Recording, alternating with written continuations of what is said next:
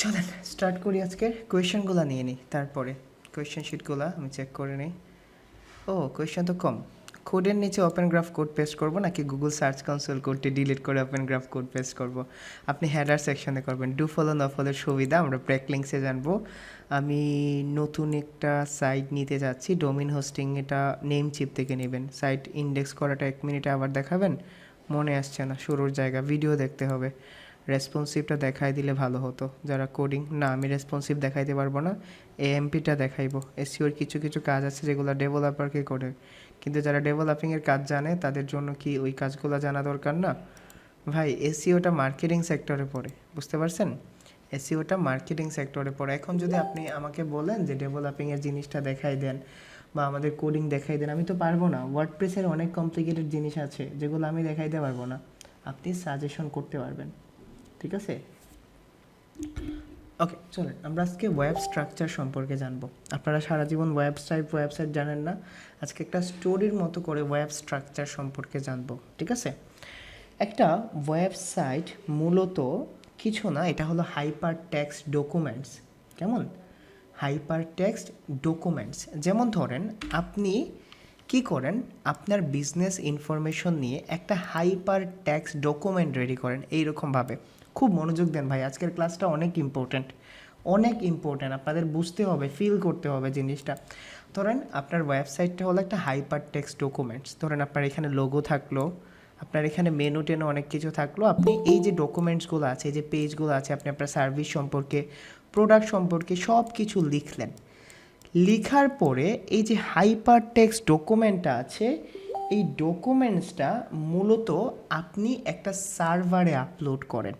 ঠিক আছে, ওই সার্ভারে আপলোড করার পরে আপনার ওয়েবসাইটের যে অ্যাড্রেসটা আছে, এই অ্যাড্রেস লিখে যখন একটা ব্রাউজারে কেউ রিকোয়েস্ট করে, ওই ব্রাউজারে রিকোয়েস্ট করার ফলে ওই সার্ভার থেকে ব্রাউজারে আপনার ডাটাগুলো ডাউনলোড হয় এবং এই ডাটাগুলো একজন ইউজার দেখতে পারে। যেমন ধরেন www.technohridoy.com-টা আমি যদি দেখি, technohridoy.com এই ওয়েবসাইটটাকে যদি আমি দেখি, তাহলে এই ওয়েবসাইটটা হলো একটা হাইপার টেক্সট ডকুমেন্টস যা আমি একটা সার্ভারে আপলোড করে রাখছি।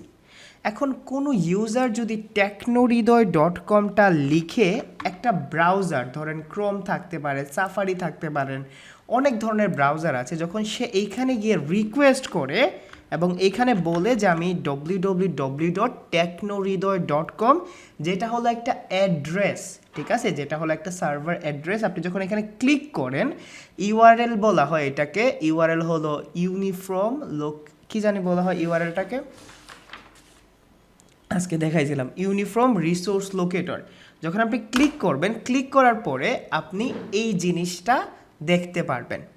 এখন এই জিনিসটা কোথা থেকে আসছে? এই জিনিসটা সার্ভার থেকে ব্রাউজারে আসছে এবং ব্রাউজার থেকে একজন ইউজার দেখতে পারছে। তাহলে সার্ভার জিনিসটা কি?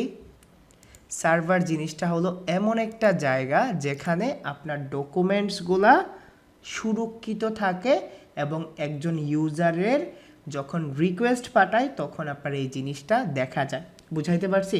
আপনারা অনেক সময় শুনেন না সার্ভার ইরর, তাহলে আজকে থেকে বুঝতে পারবেন সার্ভার ইরর জিনিসটা কি বা সার্ভার জিনিসটা কি। সার্ভার হলো আপনার ওয়েবসাইটটা, ওয়েব পেজটা, যেখানে একটা হাইপার টেক্সট ডকুমেন্টস মতে করে সুজ্যোতিত থাকে বা ওইখানে রক্ষিত থাকে। যখন আপনি একটা রিকোয়েস্ট করেন তখন এটা আপনার সামনে প্রকাশ করে। এতটুকু বুঝাইতে পারছি? এতটুকু বুঝাইতে পারছি? এখন দেখেন আপনার ওয়েবসাইটটা সার্ভার থেকে ব্রাউজারে আসে, ব্রাউজার থেকে আপনার একটা জিনিস দেখতে পারে। এখন সার্ভারে কিন্তু একটা জিনিস থাকে, সার্ভারে যে জিনিসটা থাকে এটাকে বলা হয় স্পেস। আপনার হাইপার টেক্সট যে ডকুমেন্টস আছে, এই ডকুমেন্টসটা একটা স্পেস নেবে না? আপনার ইমেজগুলা, ফাইলগুলা, ভিডিওগুলা, এবং এইটাকে বলা হয় হোস্টিং। কি বলা হয়? হোস্টিং বলা হয়। এখন দেখেন হোস্টিংটা কোথায় থাকে? সার্ভারে থাকে, এবং হোস্টিংটা হলো আমার ওয়েবসাইটের যে ডকুমেন্টসটা আছে, এই ডকুমেন্টসের পুরো একটা স্পেস। যদি আমি এটাকে ধরি, ধরেন আমার হাইপার টেক্সট ডকুমেন্টসটা আমি এইখানে সার্ভারে সার্ভার হলো ধরেন পৃথিবী, ঠিক আছে? সার্ভার ধরেন পুরো পৃথিবী, এবং সার্ভার যদি পুরো পৃথিবী হয়ে থাকে তাহলে হোস্টিংটা হলো পৃথিবী থেকে কেনা একটু অল্প স্বল্প জায়গা যেখানে আপনার বাড়িটা বা আপনার প্রপার্টিটা থাকবে। এটা বুঝতে পারছেন? এখন কেউ যদি আপনার বাড়ির অ্যাড্রেসটা জিজ্ঞেস করে তাহলে বাড়ির অ্যাড্রেসটা এসে ব্রাউজারের কাছে জিজ্ঞেস করবে, আর এই ব্রাউজারটা আপনার বাড়ির অ্যাড্রেসটা দেখাবে বা বাড়ির একটা ছবি অথবা একটা ফাইল দেখাবে। এই জিনিসটা আই থিঙ্ক এখন মাথায় ঢুকছে না? যে সার্ভারের মধ্যে হোস্টিং থাকে, হোস্টিং হলো আমার ওয়েবসাইটের জন্য নির্ধারিত একটা জায়গা, যে জায়গায় আমার অডিও, ভিডিও, ডকুমেন্টস, ফাইল সব কিছু থাকে। এখন যদি কেউ বলে যে আপনার সার্ভারে সমস্যা হচ্ছে, তাহলে কোথায় হচ্ছে? এটা হোস্টিংয়ে সমস্যা হচ্ছে। তাহলে এই যে জায়গাটা আপনাকে বরাদ্দ দিছে, কেউ না কেউ তো বরাদ্দ দিছে, এই পুরো পৃথিবীর জায়গাটা যার কাছে আছে এটাকে বলা হয় নেম চিপের নাম শুনছেন না, গোডিডির নাম শুনছেন না? তারা পুরো পৃথিবীটাকে ইজারা রাখছে এবং আপনাকে একটু ছোট্ট ল্যান্ড 1 বছরের জন্য ভাড়ায় দিছে। মজা লাগতেছে না শুনতে? 1 বছরের জন্য ভাড়ায় দিছে। যদি আপনার 1 বছরের ভাড়ার মেয়াদ শেষ হয়ে যায় তাহলে তারা কি করবে?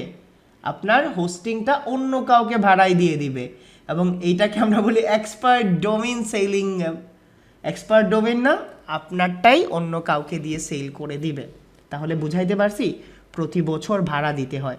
এখন আপনার হোস্টিংয়ে যদি কোনো প্রবলেম হয় বা আপনার টেক স্টাফে যদি কোনো সমস্যা হয়, আপনার ওয়েবসাইটে যদি ইন্টারনাল জাতীয় সমস্যা হয়, তাহলে এগুলা কে দেখবে? ধরেন 500 ইরোর, 400 ইরোর, এগুলা কে দেখবে? সার্ভার ইরোরগুলা যেগুলো হয় 501, 502, bad request error, server not found, তখন আপনি ক্লায়েন্টকে বুঝাইতে পারবেন না। এখন আমরা আসি, আপনারা হোস্টিংগুলা কত ধরনের হয়? হোস্টিং 4 ধরনের হয়, জানেন? হোস্টিং 4 ধরনের হয়। একটা হলো শেয়ার্ড হোস্টিং। শেয়ার্ড হোস্টিংটা বোঝাই, আস্তে আস্তে বুঝেন। শেয়ার্ড হোস্টিং হলো ব্যাচেলারদের হোস্টিং। ধরেন আপনি, এটা হলো সার্ভার পুরো পৃথিবীতে, এখন কেউ একজন অলরেডি হোস্টিং নিয়ে রাখছে বা জায়গা কিনে রাখছে, আপনি বলেন যে আমার কেউ নাই, আমি বেচেলর, এরকম একটা গান আছে না, এইখান থেকে আমাকে একটু হোস্টিং ভাড়া দাও ভাই, বা একটা রুম ভাড়া দাও, ঠিক আছে? এই রুম ভাড়া দাও, এবং এইটাকে বলা হয় শেয়ার্ড হোস্টিং। এইগুলা কারা ইউজ করে? যাদের ওয়েবসাইট খুব ছোটো মোটো থাকে, যাদের ওয়েবসাইটের ট্রাফিক ধরেন 2 থেকে 3K আসে হায়েস্ট, মানে সর্বকুল্লে 3-4 হাজার ট্রাফিক আসবে, এটাকে বলা হয় শেয়ার্ড হোস্টিং। মাঝে মাঝে ক্লায়েন্ট বলে না, ক্লায়েন্টকে যদি জিজ্ঞেস করেন যে তুমি কি ধরনের হোস্টিং নিছো, তাহলে সে বলবে না যে এটা হলো শেয়ার্ড হোস্টিং। তারপরে ভিপিএস হোস্টিং আছে, ঠিক আছে? ভিপিএস হোস্টিং বলতে বোঝায় ওই ল্যান্ডের অর্ধেক বা তার চেয়ে বেশি অংশ জায়গা আপনি নেবেন। তারপরে একটা জিনিস আছে হলো ডেডিকেটেড হোস্টিং, মানে এই জায়গা পুরোটাই আপনার। তারপরে হলো ক্লাউড হোস্টিং, মানে হলো আপনি স্পেশাল একজন পার্সন যার জন্য জায়গাটা বরাদ্দ আছে। তাহলে 4 ধরনের হোস্টিংটা আমি মোটামুটি আইডিয়া দিতে পারছি। এই জিনিসগুলো কে কে আগে জানতেন বা আজকে প্রথম জানছেন, অথবা হৃদয় ভালো হয়েছে একটা জিনিস ক্লিয়ার করে দিচ্ছেন। আপনারা এই জিনিসগুলো নিয়ে সমস্যায় পড়ে যাবেন, ঠিক আছে? এই জিনিসগুলো নিয়ে সমস্যায় পড়ে যাবেন। ম্যাক্স আপনি তার সাথে নিয়ে নেবেন, ঠিক আছে? তার কাছ থেকে জেনে নেবেন। এই জিনিসগুলো আমি জাস্ট আইডিয়া দেওয়ার জন্য বলছি। এখন এই যে ওয়েবসাইটটা আছে, এই ওয়েবসাইটের স্ট্রাকচারটা বা এই যে ওয়েবসাইটগুলো, এই যে দেখেন দুষ্টমি করে এখানে হেঁটে হেঁটে যাচ্ছে, তারপরে এই যে দেখেন একটা আমি যখন মাউস রাখছি এরকম হচ্ছে বা এরকম, এইটা কিন্তু কিছু ল্যাঙ্গুয়েজ দিয়ে বিল্ড করা হয়েছে। এখন যদি আপনি এই ওয়েবসাইটটাকে একটা বাড়ির সাথে তুলনা করেন, এই বাড়িটাকে বিল্ড করার জন্য 3 থেকে 4 ধরনের ভাষা ইউজ করা হয়েছে, এবং এই ভাষাগুলা হলো প্রোগ্রামিং ল্যাঙ্গুয়েজ, যে ভাষাগুলা শুধুমাত্র ওয়েব বুঝতে পারে। বুঝাইতে পারছি? যে ভাষাগুলা শুধুমাত্র ওয়েব বুঝতে পারে। যদি আমি এই ওয়েবসাইটে যাই, আপনারা যদি সোর্স কোড দেখেন Ctrl+U, আপনারা অনেকে বোঝেন না, অনেকে বলেন না ভাই ওয়ার্ডপ্রেসে বিল্ড করা হয়েছে, শপিফাইতে বিল্ড করা হয়েছে, বাট এইগুলা হলো কাস্টম সিএমএস, ঠিক আছে? যেটা আপনাকে ইজি করে। দিন শেষে এই ধরনের সোর্স কোড দিয়ে আপনার ওয়েবসাইটটাকে ডিজাইন করা হয়েছে। যদি আপনি এইখানে ক্লিক করেন, দেখেন এইখানে ক্লিক করলে আপনার ওয়েবসাইটের এই ফাইলে ক্লিক করবে। আচ্ছা যাই হোক, এই ধরনের জিনিসগুলোকে বলা হয় প্রোগ্রামিং ল্যাঙ্গুয়েজ, ঠিক আছে? এই যে ল্যাঙ্গুয়েজ জিনিসটা আছে না, এই ল্যাঙ্গুয়েজ হলো প্রথমে এটা HTML দিয়ে স্ট্রাকচার করা হয়। কি করা হয়? HTML হলো হাইপার টেক্সট মার্কআপ ল্যাঙ্গুয়েজ। এগুলো ডিটেলস বলবো না। ধরেন আপনার ওয়েবসাইটের একটা কঙ্কাল রেডি করা হয়, যে ধরেন এইরকমভাবে এইটা হলো কন্টেন্ট, এটা হলো কন্টেন্ট, এটা হলো এইরকমভাবে একটা কঙ্কাল রেডি করা হয়, ঠিক আছে? এইরকমভাবে একটা কঙ্কাল রেডি করা হয়। তারপরে এইখানে অ্যাপ্লাই করা হয় সিএসএস মানে হলো মেকআপ অথবা ডিজাইন করা হয়। ধরেন আপনার টেক্সটের কালার কেমন হবে, আপনার ইমেজের সাইজ কেমন হবে, তারপরে হলো আপনার টেক্সটগুলোতে কোনো ধরনের অ্যানিমেশন যদি ইউজ করতে চান তাহলে আপনারা সিএসএস ইউজ করা হয়। তারপরে আরও একটা ল্যাঙ্গুয়েজ ইউজ করা হয় ডাইনামিক করার জন্য।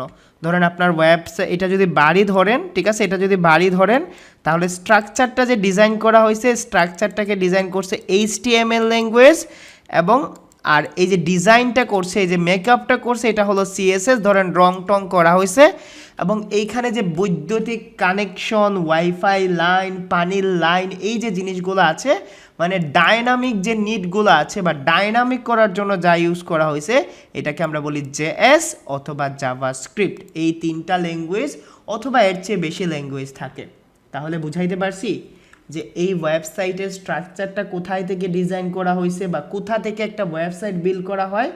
যদি আমি আরও একটু সারাংশ দেই, যখন একজন মানুষের বিজনেস আইডিয়া আসে, খুব ভালো করে এই জিনিসটা বুঝেন, 5 মিনিট।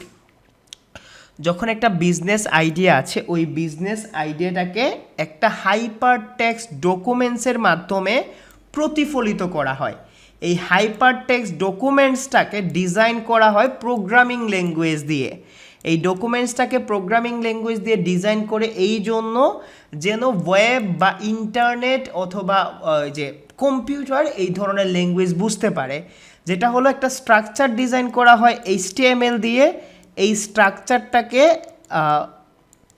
কালারিং করা যায় বা মেকআপ করা যায় অথবা ডিজাইন করা যায় সিএসএস দিয়ে। ধরেন ফন্ট কালার, ফন্ট সাইজ, তারপর হলো সিম্পল অ্যানিমেশন, এই ধরনের জিনিসগুলো করা হয় সিএসএস দিয়ে, এবং ফাংশনাল জিনিসগুলো করা হয় জাভাস্ক্রিপ্ট দিয়ে। যখন আপনার এই হাইপার টেক্সট ডকুমেন্টসটা রেডি হয়ে যায়, তখন এইটাকে আপলোড করা হয় সার্ভারের মধ্যে। এই যে সার্ভারে আপলোড করা হয়, এই সার্ভারে আপনি একটা স্পেস কিনতে হয়, যেটাকে আমরা স্টোরেজ বলি বা হোস্টিং বলি। এই সার্ভার থেকে আপনি অল্প একটু হোস্টিং নেবেন, যেখানে আপনার এই টেক্সটটা বা এই টেক্সটটা এখানে থাকবে। এখন এইখানে থাকার পরে ওই সার্ভারটা আপনাকে একটা লোকেশন দিবে বা অ্যাড্রেস দিবে, যেটা আমরা ইউআরএল বলি। যখন কেউ একজন ইউআরএলটাকে লিখে কোনো একটা ব্রাউজারে সার্চ করবে, তখন আপনার ওয়েবসাইটের HTML CSS জাভাস্ক্রিপ্ট ফাইলগুলো কাজ করতে শুরু করবে, এবং তার সামনে আপনার হাইপার টেক্সট মার্কআপ ল্যাঙ্গুয়েজটা বা হাইপার টেক্সট ডকুমেন্টসটা এইভাবে শো করবে। এবং এইটা হলো ভিজুয়ালাইজেশন, যেটা শুধুমাত্র একজন ইউজার বুঝতে পারবে, এবং এইটার পেছনের যে কোড থাকে এটাকে বলা হয় সোর্স কোড, যেটা শুধুমাত্র কম্পিউটার বুঝতে পারে। তাহলে বুঝতে পারছেন জিনিসগুলা পুরোপুরি ক্লিয়ার হয়েছে? একটা ওয়েবসাইটের কিভাবে উৎপত্তি হয়, এবং একটা ওয়েবসাইট কিভাবে আসলে বিল্ড আপ করা হয়, এবং একটা ওয়েবসাইটের সার্ভারজনিত সমস্যার জন্য কোথায় কন্ট্যাক্ট করতে হয়। এই জিনিসটা আমি আজকে ফিল করলাম যে না, আপনাদের যদি আমি ডিসক্লোজ করে দিই তাহলে এখন আপনারা এই জিনিসটা বুঝতে পারবেন। এখন যদি আমি প্রথম থেকে এসইওটাকে ধরি, প্রথম থেকে এখন যদি ডিসক্লোজ করি, একটা ডকুমেন্টস রেডি হয়েছে, এই ডকুমেন্টসটা সার্ভারে আপলোড করা হয়েছে, এই সার্ভার থেকে এটা ব্রাউজারে আসে, এবং এই ব্রাউজারের মধ্যে থাকে হলো সার্চ ইঞ্জিন। এই সার্চ ইঞ্জিনটাকে আমরা অপটিমাইজ করি যেন এই ডকুমেন্টসটা তার নির্দিষ্ট একটা কিওয়ার্ডের জন্য র্যাঙ্কে আসতে পারে। মানে যদি এইখানে প্রবলেম হয় তাহলে কিন্তু এই র্যাঙ্কিংয়েও প্রবলেম হবে, ঠিক না? যার জন্মে সমস্যা হবে তার কিন্তু এইখানেও সমস্যা হবে।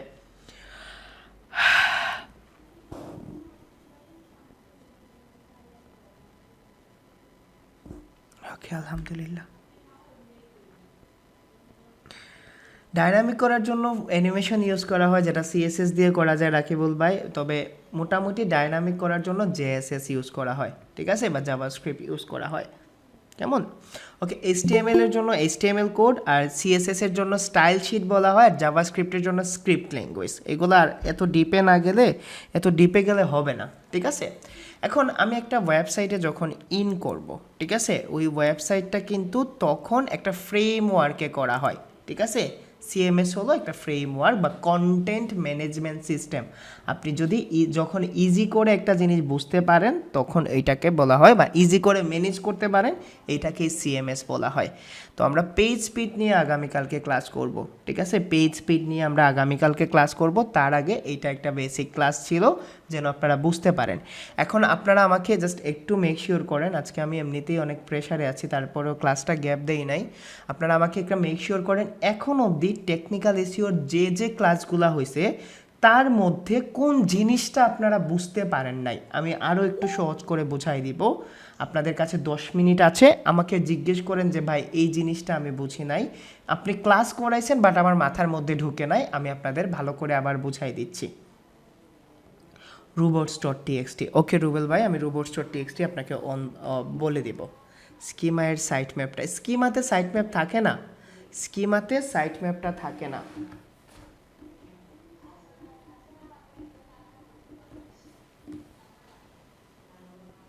আচ্ছা 404 ইরোড, আচ্ছা robots.txt 404 ইরোড। স্কিমাটা বুঝাইতে পারবো না, স্কিমাটা অনেক ভালো করে বুঝাইছে, স্কিমা 2বার বুঝাইছি রুকসানা আপু।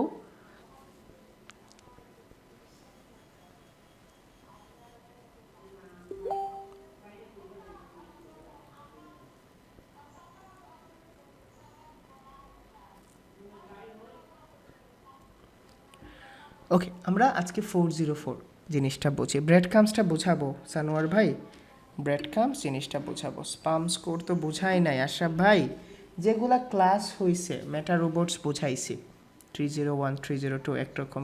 আর কি কি ডিরেকশন আছে, আরও অনেক ধরনের ডিরেকশন আছে, বাট আমরা এই 2 ধরনের ডিরেকশনই ইউজ করি।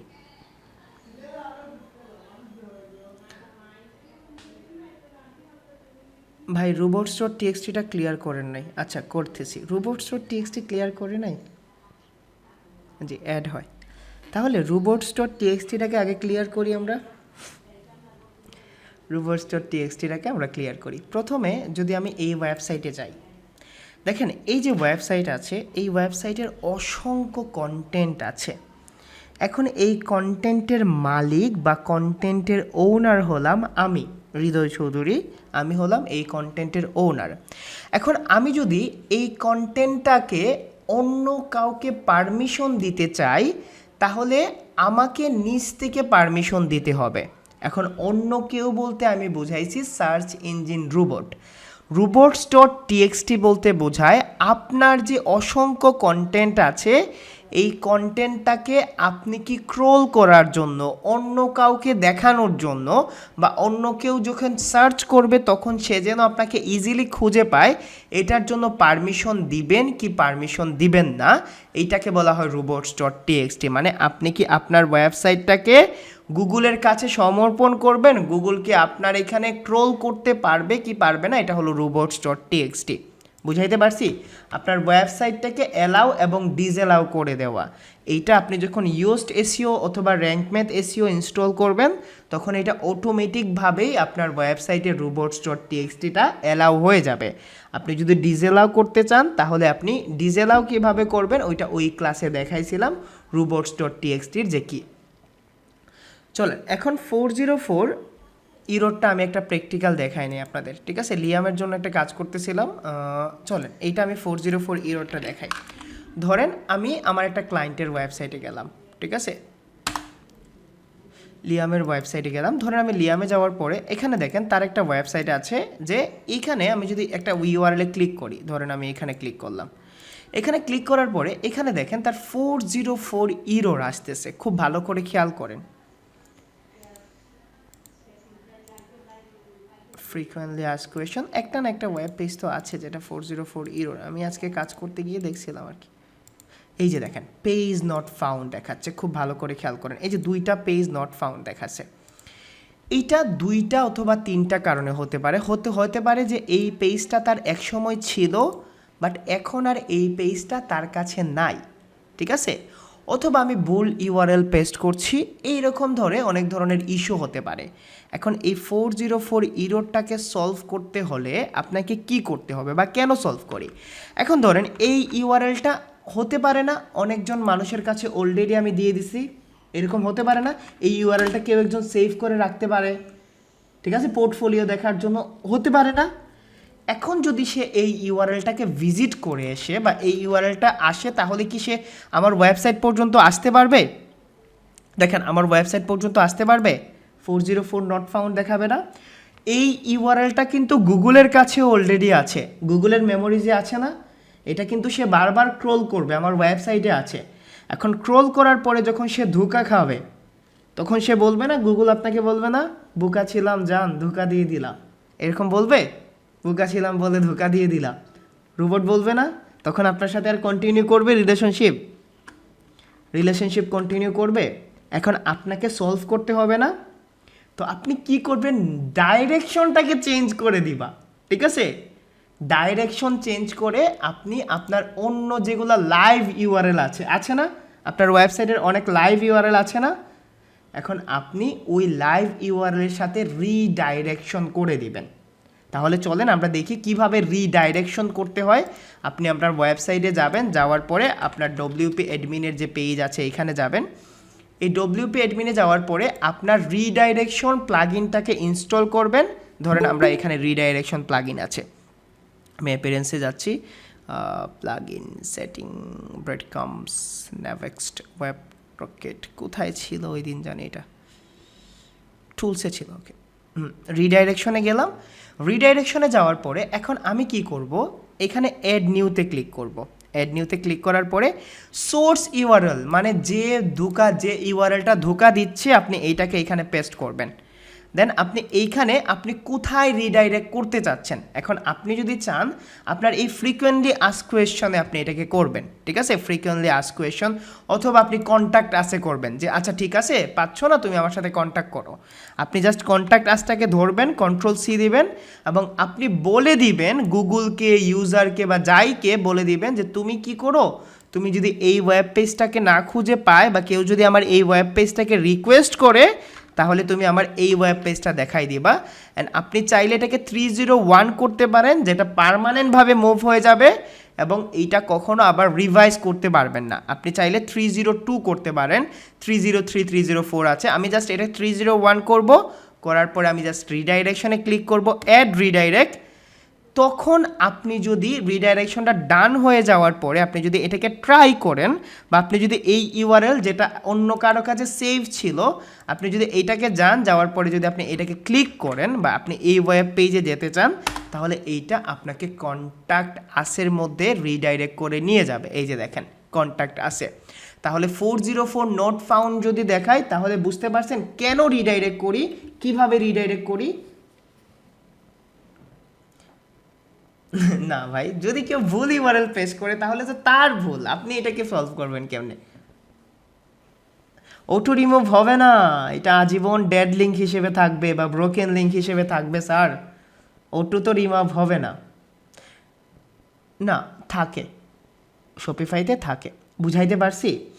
এখন যদি ব্রোকেন লিঙ্ক থাকতো, এইটা যদি দেখতেন আপনার একটা ওয়েব পেজের মধ্যে এই লিঙ্কটা ব্রোকেন, তাহলে কি করতেন?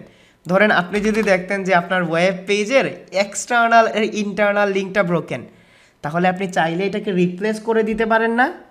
চাইলে তো রিপ্লেস করে দিতে পারেন অথবা রিমুভ করতে পারেন, ঠিক না সানোয়ার ভাই? যদি পসিবল হয় তাহলে আপনি রিপ্লেস করবেন অন্য একটা যেটা লাইভ লিঙ্ক আছে, যেটা বেচারা জীবিত লিঙ্ক আছে, এইটার সাথে রিপ্লেস করে দিলেন, অথবা আপনি চাইলে রিমুভ করে দিতেন।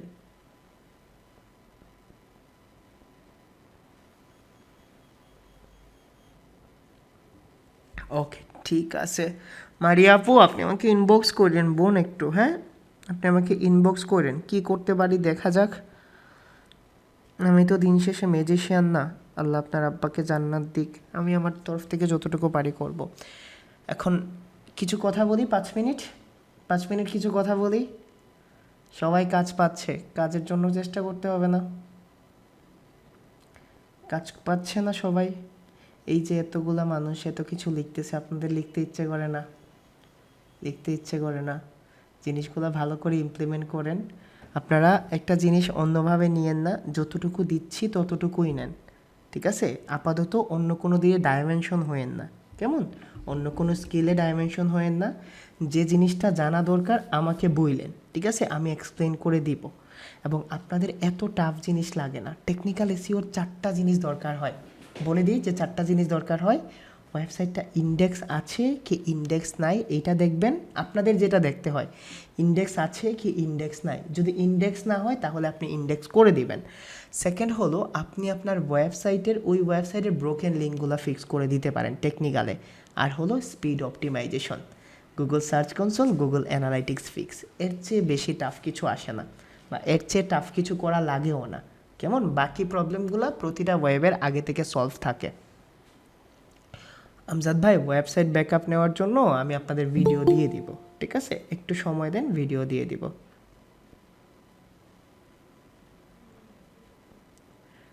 ওকে, বলেন রুবেল ভাই, কি কোয়েশ্চেন? মাথা কি কইরেন না, সাধ্যের মধ্যে কইরেন, ঠিক আছে? এমনিতেই প্রেশার আছে। ক্যানোনিকাল ট্যাগ বল।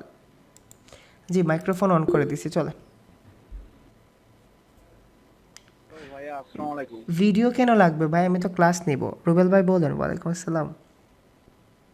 ভাইয়া মানে আমি আজকে আমার ভাই এক ভাইয়ের আছে তো, মানে ওয়ার্ডপ্রেসের ওয়েবসাইট আছে, আমি ওনার ওয়েবসাইট নিয়ে একটা পেজ পাবলিশ করছি প্রায় 2 দিন হলো, ঠিক আছে? কিন্তু ইন্ডেক্স হইতেছে না। এখন ইন্ডেক্স 2 দিনে করার জন্য কি ইন্ডেক্স হয়ে করতে হবে যায়? ভাই? বুঝেন কতদিন লাগে? 7 থেকে 21 দিন লাগে মিনিমাম। এত জরুরি তারপরও না যদি ভাই। ইন্ডেক্স না হয় তখন কি করা লাগবে ভাই? কোনো কি আছে, সলিউশন আছে? আশেপাশে থানা আছে ভাই, থানায় কেস করেন, গুগলের নামে মামলা করে দেন। আপনার প্রসেস ঠিক থাকলে 100% ইন্ডেক্স হয়ে যাবে। প্রসেস যদি ঠিক থাকে তাহলে 100% ইনফ্লুয়েন্স হয়ে যাবে। না, ব্যাকলিঙ্ক আলাদা। রুবেল ভাই একটু মজা করলাম, ঠিক আছে? প্রসেস ঠিক থাকলে টেনশন নিন না, ইন্ডেক্স হয়ে যাবে, কারণ প্রোগ্রাম কখনো ভুল করে না। ওয়ান পেজের স্কোর আমি 90+ করাইছি, কিন্তু অন পেজ স্কোর ইন্ডেক্স হচ্ছে না। দরকার এই না, জন্য কন্টেন্ট ভালো লাগবে। অন পেজ স্কোর তো করতে পারবেন জুড়ে জারে। অন পেজ স্কোর মানেই কিন্তু ওয়েবসাইট র্যাঙ্ক করবে এরকম না, আপনার কন্টেন্ট ভালো হতে হবে। জি নোমান ভাই, করেন, মাইক অন করেন। হ্যাঁ, আসসালামু আলাইকুম। জি ওয়ালাইকুম আসসালাম, কী অবস্থা ভাই? হ্যাঁ, আলহামদুলিল্লাহ ভালো আছে। আপনি কেমন আছেন? আল্লাহ ভালো রাখছে ভাই। আলহামদুলিল্লাহ। বলছিলাম ভাই, আমি 17 তারিখে একটা ক্লাস দেখতেছিলাম স্ক্যাম ওয়ার্ক আপনি আপনার মেটা রোবটস নিয়ে, ঠিক আছে? 17 তারিখে ভিডিও রিকোয়েস্ট করতেছিলাম।